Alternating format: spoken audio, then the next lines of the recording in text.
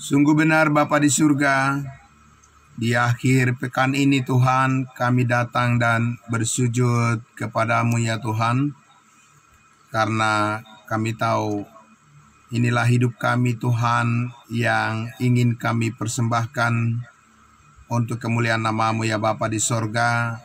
Melalui pelayanan kami Tuhan, setiap hari kami percaya semakin berbuat di hadapan Tuhan, dan hidup kami dipakai terus untuk memuliakan namamu ya Bapa. Terima kasih Bapa dalam surga.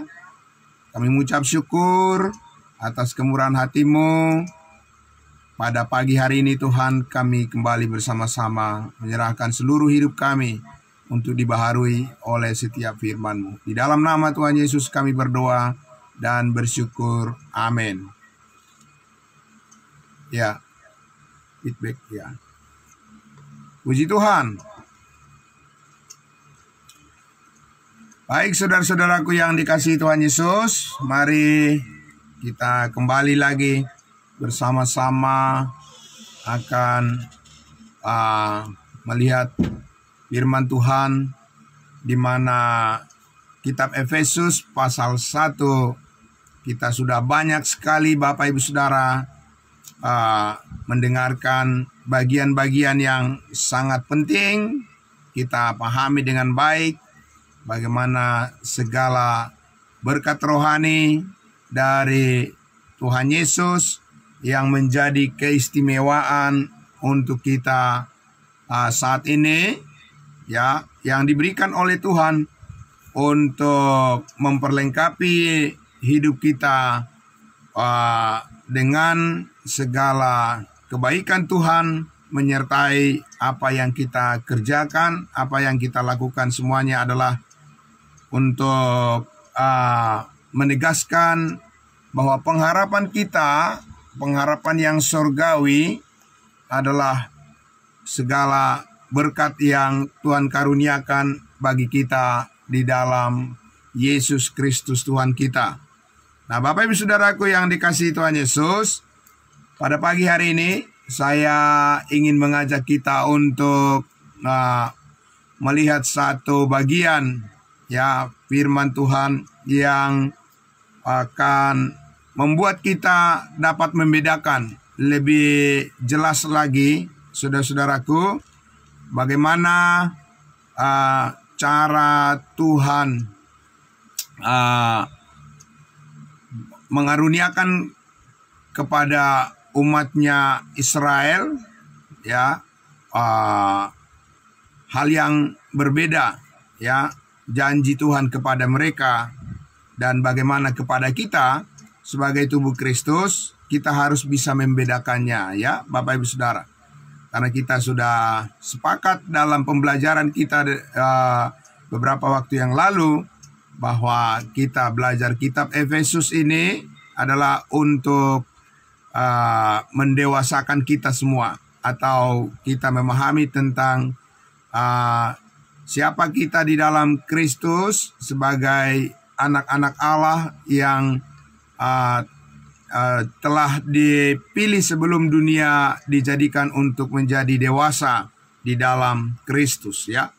Nah, sehingga kita harus bisa membedakan ya bagaimana Tuhan bekerja berdasarkan programnya ya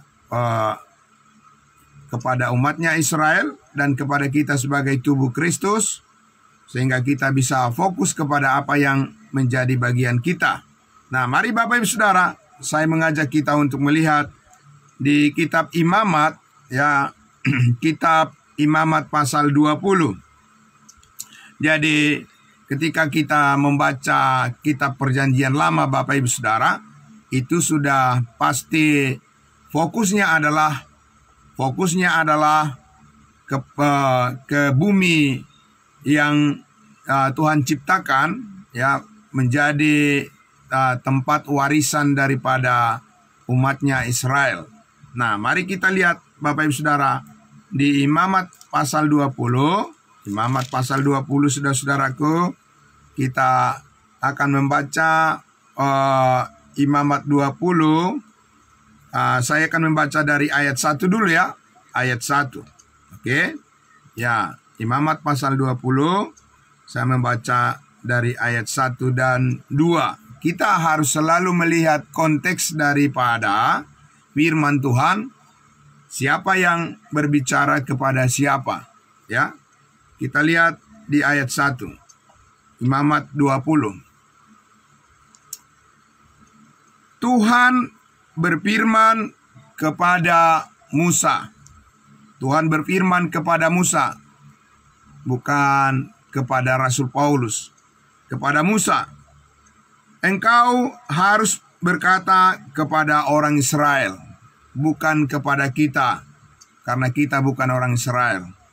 Ya, kita adalah tubuh Kristus.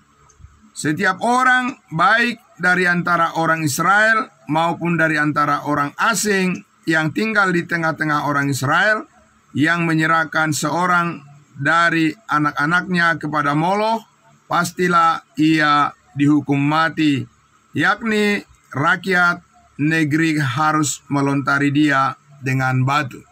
Jadi ini adalah merupakan peraturan dari hukum Taurat, salah satu ya, untuk menegaskan bahwa di bawah hukum Taurat itu selalu dekat dengan ancaman hukuman mati. Ya, nah Bapak Ibu Saudaraku, sekali lagi inilah firman yang diperdengarkan oleh Tuhan melalui Musa kepada umatnya Israel. Nah, sekarang kita lihat janji Tuhan kepada mereka. Amin. Jadi di dalam Alkitab ini begitu banyak janji Tuhan, Bapak Ibu Saudara. Dan kita tidak bisa mengklaim ya bahwa semua janji Tuhan itu adalah untuk kita. Ya, Bapak Ibu Saudara, seperti kebiasaan orang-orang yang mengatakan bahwa semua janji Tuhan adalah untuk kita, itu adalah kekeliruan untuk memahami Alkitab. Jadi Tuhan berbicara kepada orang yang berbeda, di zaman yang berbeda, untuk tujuan yang berbeda juga. Nah, bagaimana Tuhan berbicara kepada Musa ya, untuk disampaikan kepada bangsa Israel tentang janji berkat daripada Tuhan. Ya, kita lihat Bapak Ibu Saudara, di ayatnya yang ke-22. Ya, kita akan membaca ayat 22. Ya, ayat 22. Oke, ada feedback ya.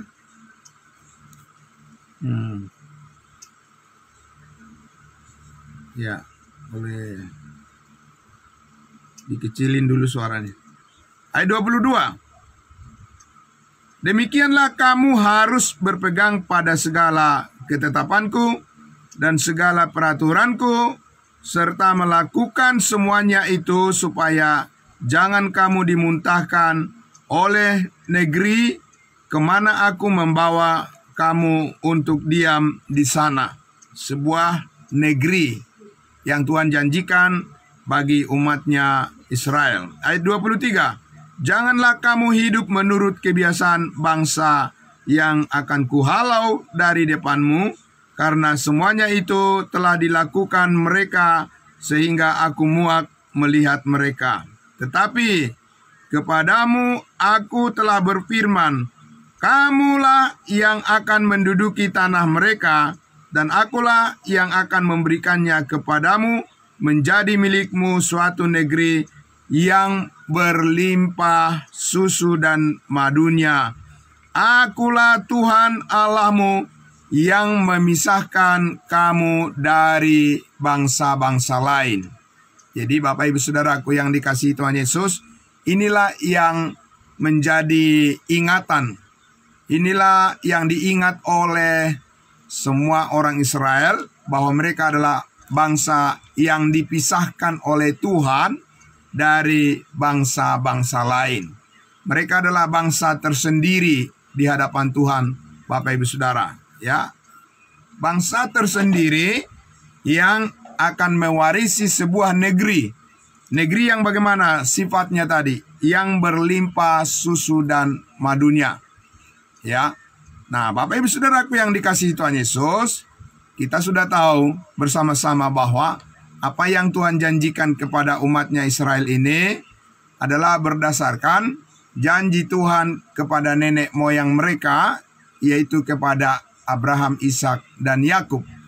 Orang Israel, Bapak Ibu Saudara, tidak secara khusus, sekali lagi, orang Israel tidak secara khusus melihat salib Kristus sebagai sumber keselamatan mereka.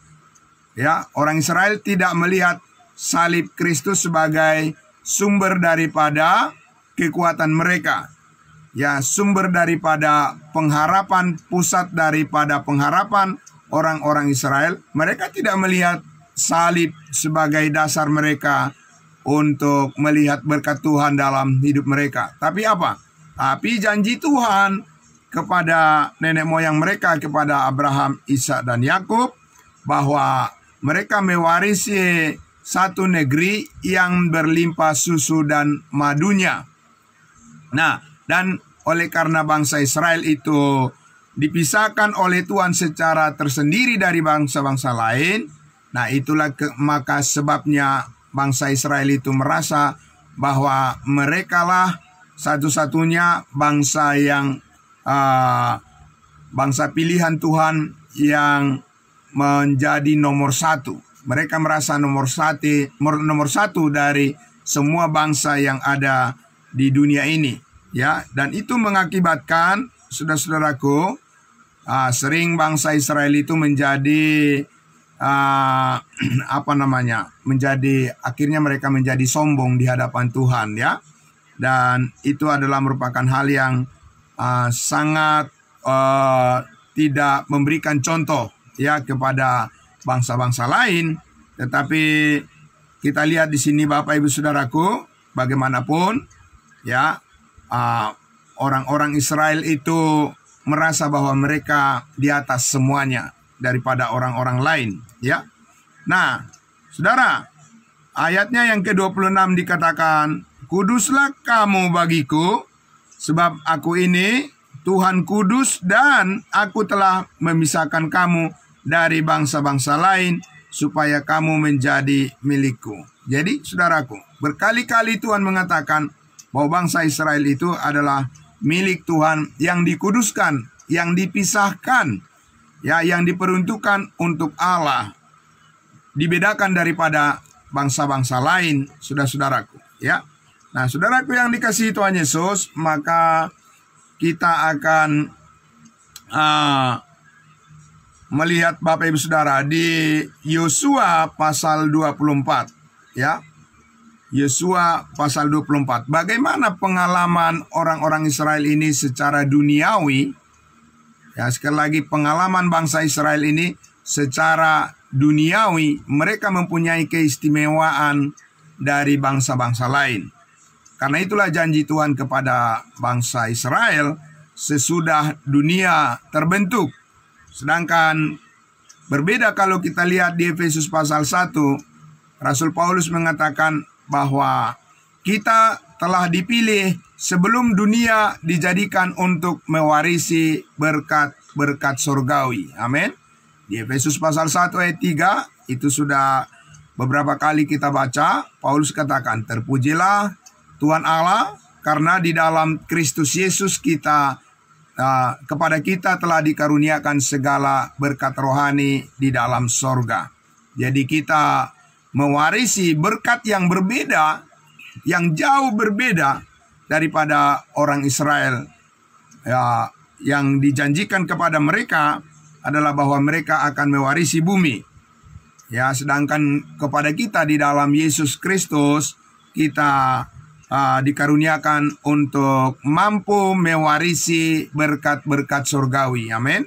Nah, mari kita lihat, Bapak Ibu Saudara, Yosua pasalnya yang ke-24.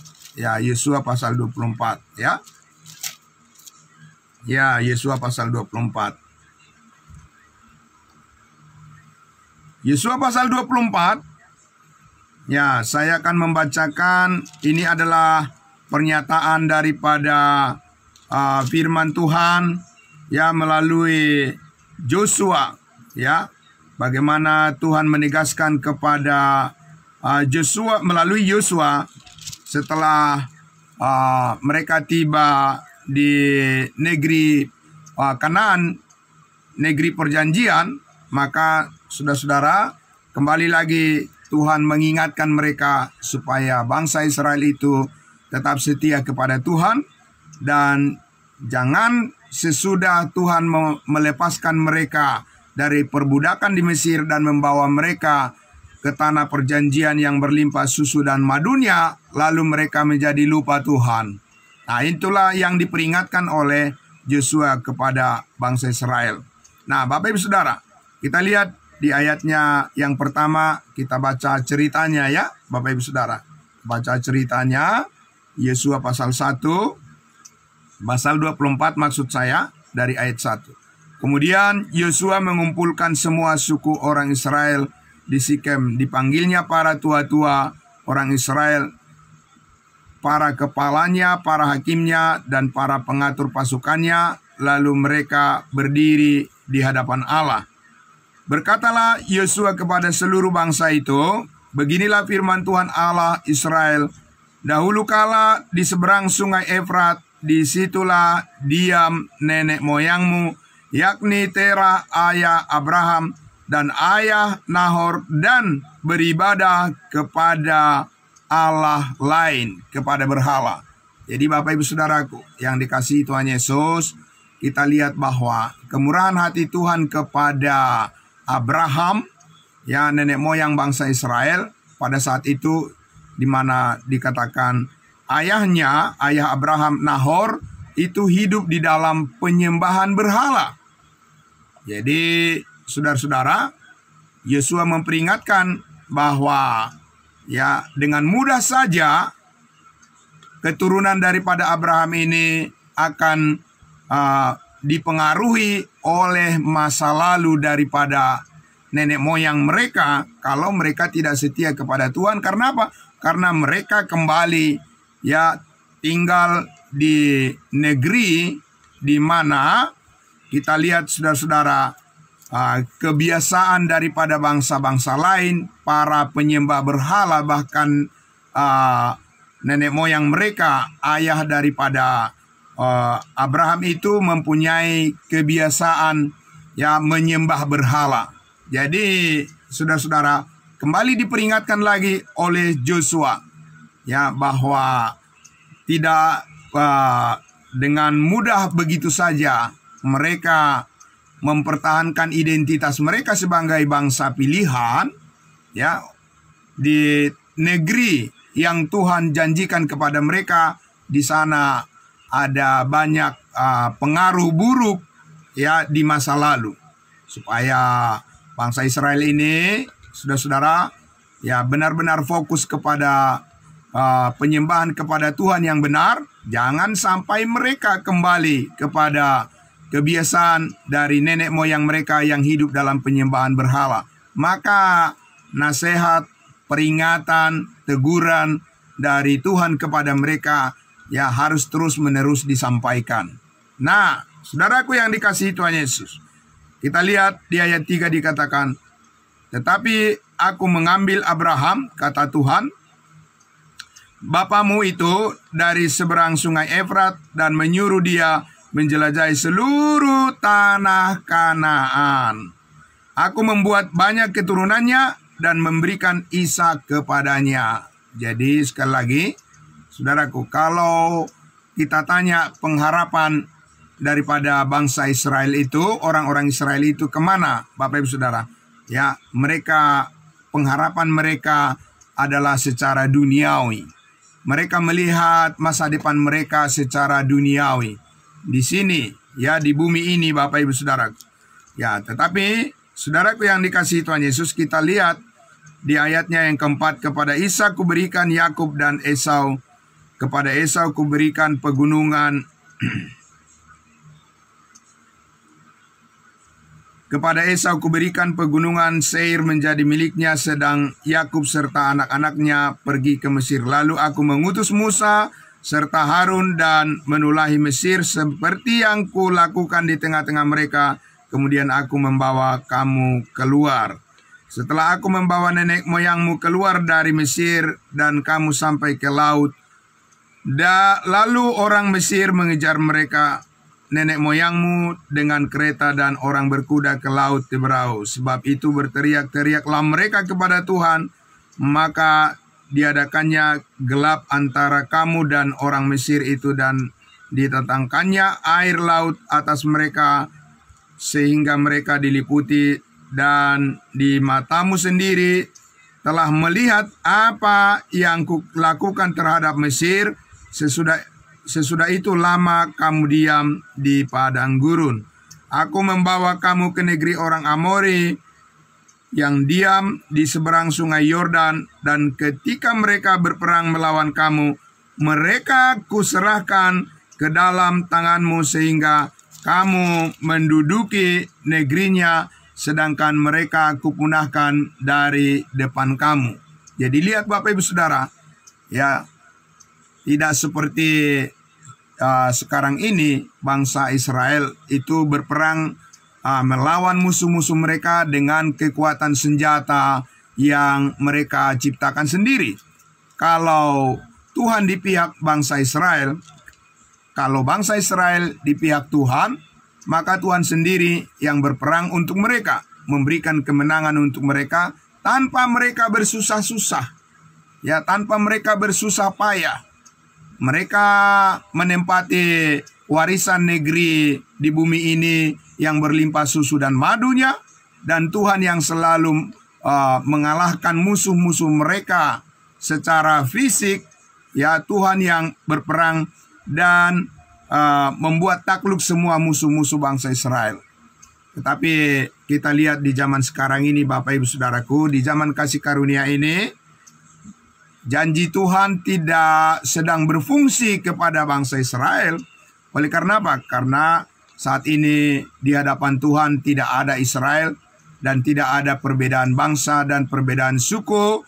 Di hadapan Tuhan sekarang ini semua orang sama, hanya dihargai oleh karena setiap orang percaya kepada salib Kristus. Amin. Dan saat ini warisan yang Tuhan karuniakan kepada setiap orang yang percaya adalah di mana di dalam Kristus Yesus kita mempunyai berkat yang jauh lebih baik, jauh lebih bernilai dan bernilai kekal. Di dalam Yesus Kristus kita memperoleh semuanya itu. Nah, Bapak Ibu Saudara, mari kita lihat di ayatnya yang ke-13, Saudara. Yesua pasalnya yang ke-24 ini, ya, ini menarik sekali Bapak Ibu Saudara. Ayat 13 dikatakan, demikianlah kuberikan kepadamu negeri yang kamu peroleh tanpa bersusah-susah. Amin Bapak Ibu Saudaraku. Bagi bangsa Israel, mereka tidak usah bersusah-susah di hadapan Tuhan. Ketika Tuhan berpihak kepada mereka, ketika bangsa Israel kembali kepada Tuhan, mereka tidak usah bersusah-susah, dikatakan, ya. Dan kota-kota yang tidak kamu dirikan, tetapi kamulah yang diam di dalamnya, juga kebun-kebun anggur dan kebun-kebun zaitun yang tidak kamu tanami, kamulah yang memakan hasilnya. Jadi saudaraku yang dikasihi Tuhan Yesus, kalau kita mau merenungkan, ya, saat ini, ya, apa yang dijanjikan oleh Tuhan kepada bangsa Israel tidak bisa kita klaim menjadi milik kita Bapak Ibu Saudara. Karena orang Israel tidak usah mereka bekerja keras. Di padang gurun mereka selama 40 tahun mereka tidak usah menabung, tidak usah bekerja keras. Ya Bapak Ibu Saudara, tapi Tuhan memelihara mereka. Mereka dapat makan, dapat minum, dapat perlindungan dari Tuhan tanpa mereka bersusah-susah. Apakah itu pengharapan kita saat ini Bapak Ibu Saudara? Bisakah orang percaya dalam Yesus Kristus saat ini bermalas-malasan, tidak usah bersusah-susah, lalu akan memperoleh segala sesuatu yang dibutuhkannya? Tidak bisa Bapak Ibu Saudara. Kemarin kita sudah lihat bagaimana pernyataan daripada Rasul Paulus, bagaimana dia menjaga integritasnya sebagai hamba Tuhan, Sebagai Rasul Kristus, dia katakan kepada jemaat Efesus, kepada para pemimpin jemaat Efesus, dia memberikan contoh bagaimana dia bekerja keras untuk memenuhi apa yang diperlukan ya dalam perjuangan untuk memberitakan Injil kasih karunia Allah. Saudara-saudaraku, ya kita melihat contoh daripada Rasul Paulus, dia bekerja keras. Ya, dia banting tulang Bapak Ibu Saudara untuk memperlihatkan bahwa saudara tidak ada alasan dia sebagai hamba Tuhan berlindung di balik daripada berkat Tuhan dan mengharapkan ya supaya kemudahan-kemudahan diberikan kepadanya. Dengan demikian, saudara-saudara, Rasul Paulus menjadi beban bagi orang lain. Tidak, Bapak Ibu Saudara. Rasul Paulus bergantung sepenuhnya kepada kasih karunia Tuhan. Amin. Dan itu juga yang kita contoh kita teladani, karena kasih karunia Allah mencukupkan apa yang kita perlukan. Tapi sifat daripada kebergantungan kita kepada kasih karunia Allah, saudara-saudaraku, adalah karena didorong oleh motivasi kerinduan kita untuk menunjukkan bahwa pemeliharaan Tuhan atas kehidupan kita sempurna adanya, dan segala ujian dan pencobaan dan persoalan dalam kehidupan kita, Tuhan pasti memberikan hikmat jalan keluar untuk kita bisa melewati semuanya, karena kerinduan kita adalah untuk agar semua orang bisa mendengarkan kabar baik, berita sukacita tentang salib Kristus. Di sanalah kekuatan kita, Bapak Ibu Saudaraku. Disitulah sumber daripada pengharapan kita, bahwa di tengah-tengah dunia yang fana ini, di tengah-tengah dunia yang penuh dengan tekanan ini, di tengah-tengah dunia dengan gejolak segala macam keadaan yang kita hadapi, Bapak Ibu Saudaraku, kita harus bergantung kepada kasih karunia Tuhan. Oleh karena apa, saudara-saudaraku?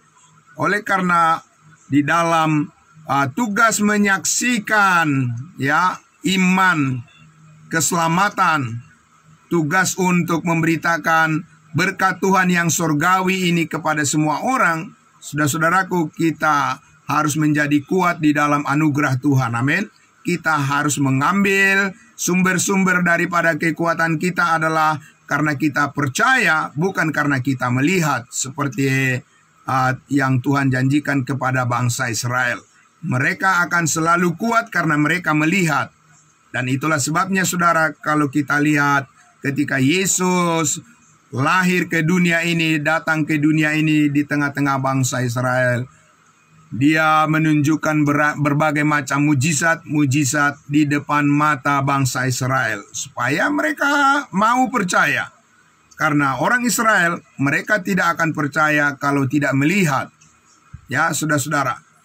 Dan itu sebabnya tidak heran kita lihat, ya, salah satu dari murid Yesus, Thomas, ya, meskipun Yesus sudah berkali-kali mengatakan bahwa dia akan bangkit dari antara orang mati, tetapi Thomas mengatakan, aku tidak percaya sebelum aku pegang tangan Yesus, sebelum bersentuhan secara fisik dengan Yesus Kristus, dia tidak mau percaya. Karena apa, saudaraku? Karena orang Israel itu sudah dilatih percaya kalau mereka melihat. Tapi latihan kita sebagai orang-orang yang telah diselamatkan oleh kasih karunia Allah, sebagai anggota tubuh Kristus, Bapak Ibu Saudara, kita harus paham, harus kita mengerti yang dikaruniakan Tuhan kepada kita, kekuatan yang besar untuk bisa menjalani hidup yang berkenan kepadanya adalah kita melatih diri kita untuk percaya walaupun tidak melihat. Amin. Jadi saudaraku, itu hal yang berbeda. Kalau semuanya dicampur adukan, Bapak Ibu Saudara, itu sebabnya terjadi kekacauan di dalam pemahaman dan pengenalan akan Yesus Kristus saat ini. Adalah karunia Allah kepada setiap orang yang percaya saat ini, adalah berkat kekuatan yang daripada Tuhan Allah. Ya, oleh karena firman Tuhan itulah yang menjadi bukti dari ketaatan Tuhan Yesus, kesetiaan Tuhan Yesus, yang menjadi teladan bagi kita. Kita percaya walaupun kita tidak melihat. Amin. Bapak Ibu Saudaraku yang dikasihi Tuhan Yesus, apakah berhasil? Apakah sukses? Ya, apakah konsep? Apakah rumus daripada percaya walaupun tidak melihat berhasil Bapak Ibu Saudara bekerja saat ini? Saudaraku yang dikasihi Tuhan Yesus, kita sudah beberapa kali membaca apa yang dikatakan oleh Rasul Paulus di dalam 2 Timotius pasal 4. Dia katakan, ya, ayat 7 dan 8, dia katakan, Paulus katakan, aku telah mengakhiri pertandingan iman yang benar, amin, dan telah mencapai garis finish, garis akhir, amin. Bapak Ibu Saudaraku, sukses di dalam Tuhan, ya, oleh karena percaya walaupun tidak melihat. Dan Paulus katakan, dan bagiku sekarang sudah tersedia mahkota kebenaran yang akan dikaruniakan oleh Tuhan, hakim yang adil pada harinya. Tetapi bukan hanya kepadaku, tetapi kepada semua orang-orang kudusnya Tuhan yang merindukan penyataan daripada Yesus Kristus melalui firman-Nya, datang kepada pengetahuan akan kebenaran. Saat ini adalah suatu proses membentuk di mana kita akan menerima upah yang besar.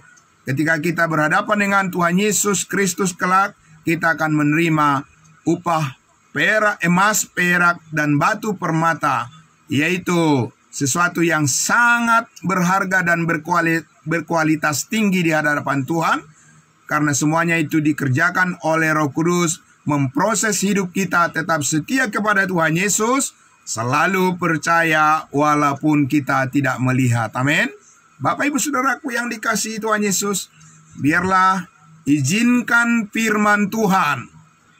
Ya, sekali lagi, izinkan saudara-saudara dan saya diperlengkapi oleh setiap kebenaran firman Tuhan untuk memantapkan, ya, posisi kita, memantapkan kesadaran kita Bapak Ibu Saudara, bahwa kita menjalani kehidupan ini bukan karena melihat, tapi karena kita percaya. Amin. Saudaraku yang dikasihi Tuhan Yesus, itu adalah rumus rahasia.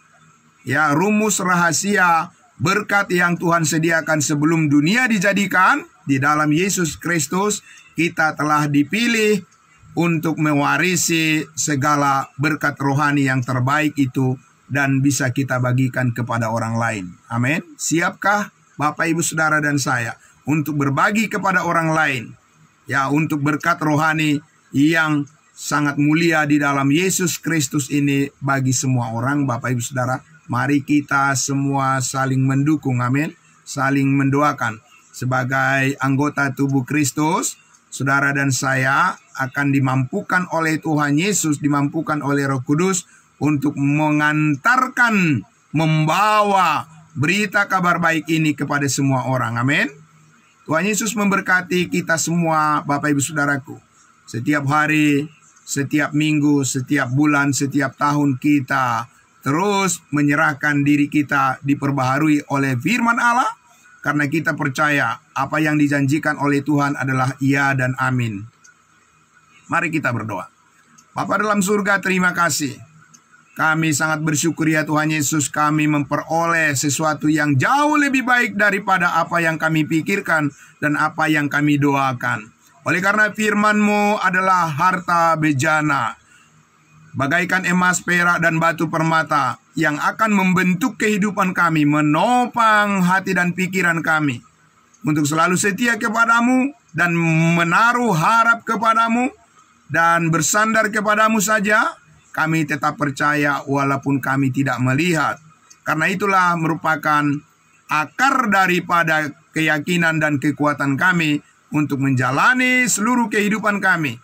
Dapat kami persembahkan untuk kemuliaan nama Bapa di surga, dan Engkaulah yang mencukupkan apa yang kami perlukan supaya kami mampu tetap setia kepadamu untuk selama-lamanya.